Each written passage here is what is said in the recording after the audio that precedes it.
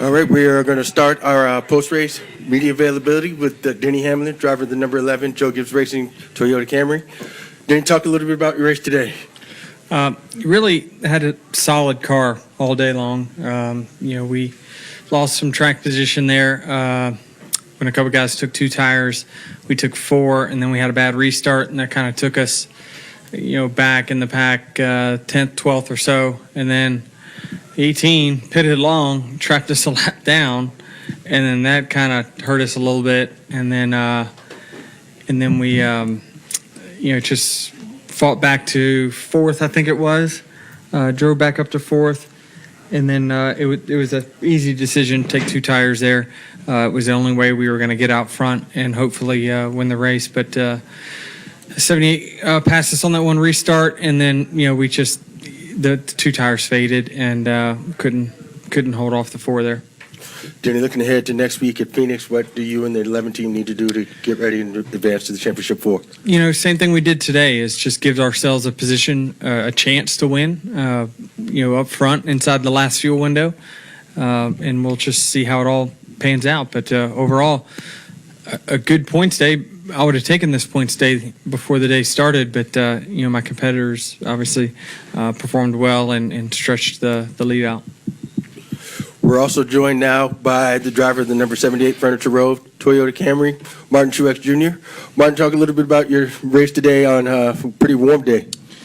It was up and down day for our Bass Pro Toyota, but all in all, it ended up doing what we needed to do. So just proud of everybody, and we fought hard all day. It was a tough race. The track was slick. It was the start of the race, our car wasn't very good, and track position was such a big part of this race. So we fought the car, we fought track position, we got to the lead, we led some laps, and ultimately at the end we weren't as good as we needed to be to win. So little disappointed to come up short, but to clinch a spot in Miami is unbelievable, and definitely got the job done today and came here and do what we needed to do. All right, we'll open up the floor, open up to questions on the floor. Just raise your hand and we'll get a mic to you. We'll start with Nate.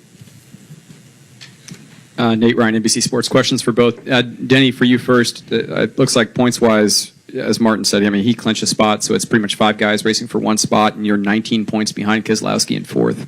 Does that make Phoenix pretty much must win, or do you look at points at all now? Yeah, it kind of depends on what our competitors do, but obviously our competitors are running up front, so we probably need to win, most likely, which is amazing. It's the second year in a row, the 3rd round, where I average inside a top 5 finish, and it's just that ain't going to be good enough. It needs to be better.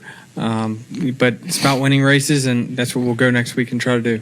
And Martin, with clinching, I'm sure it's good to know you're advanced, but would getting the win today have changed the dynamic a little bit in terms of, I don't know. I don't know how you look at it, or if you can handicap that at all. Honestly, I don't think it would have changed anything at all. People are going to say, well, I think the balance of power, this and that. Did Harvick steal our confidence by beating us at the end? All that voodoo stuff, I'm sure will be brought up. But the bottom line is, our last run we weren't as good as we needed to be. We got beat, but we still did what we had to do. So we've had an amazing run at the mile and a halves.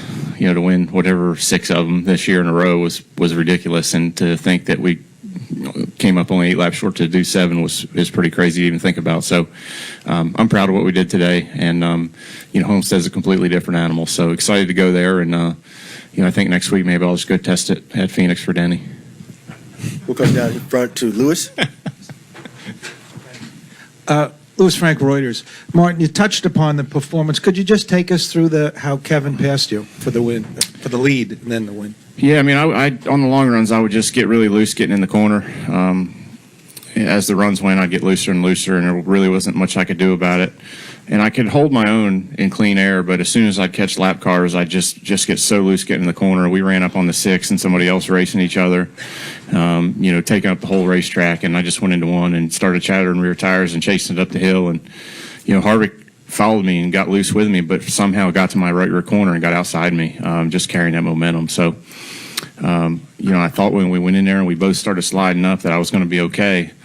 But he just got to my outside, and then he was just faster at the end. Once he got in front of us, he was gone. There was nothing I could do. So just one of those deals where he was quicker. He got me in a bad spot, took advantage, and he was gone. Thank you. Yeah, no problem. Do you have any questions in the press box? Nope, all set up here. Thank you. Any additional questions down here? Well, all right, gentlemen, thank you for your time. Good luck at Phoenix, and good luck the rest of the way.